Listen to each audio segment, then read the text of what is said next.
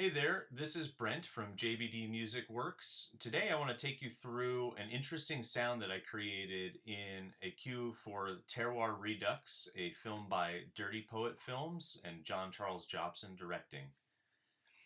The original idea for this track, if I were to mute some of the special effects, was basically finger-picked guitar in a sort of ethnic style. It sounds like this.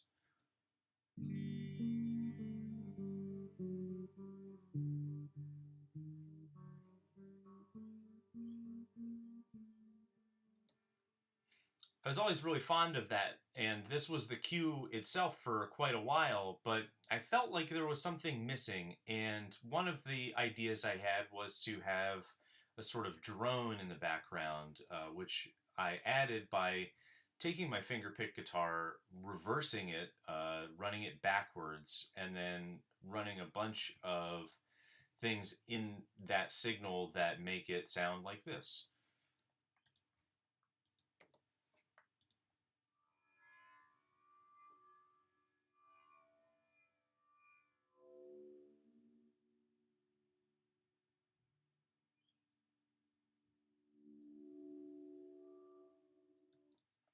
But even with those effects, there still wasn't quite enough in the track to really make me happy. So the final ingredient started out with the idea of being a mandolin. And if I just play you those sounds, it sounds something like this.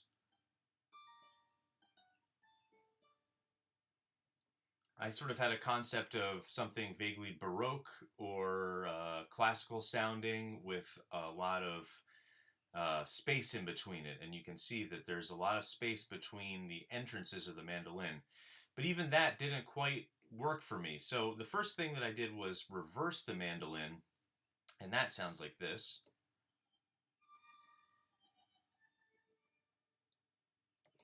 And that really felt like I was on to something. But writing music for a reversed instrument like that is quite complicated because you have to conceive of an idea, then you have to conceive of that idea backwards in order to make it work. And ultimately, the most fun that I had when I was writing this piece was in selecting the notes themselves.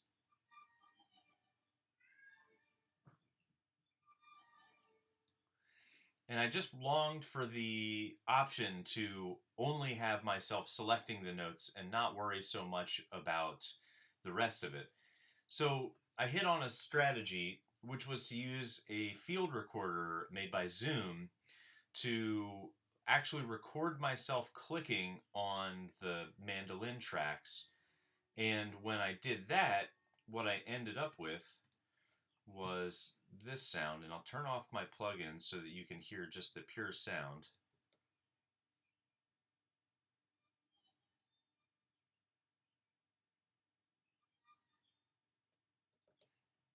The problem was recording this externally, the sounds of me clicking the mouse and moving the mouse around and me breathing were part of this.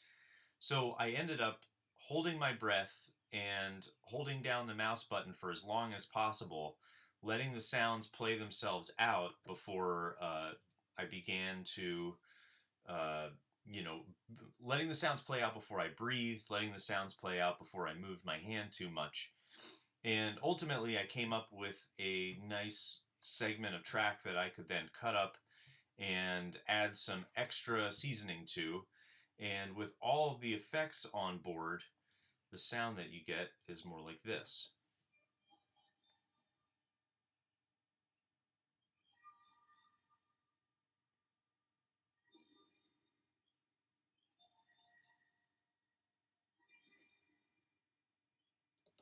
There's tons of atmosphere in that sound. There's a long reverb, there's a phaser on it. It's panning back and forth, moving from the left to right side of the audio image, and that finally felt like a suitable, interesting companion to the fingerpick guitar that I had already recorded.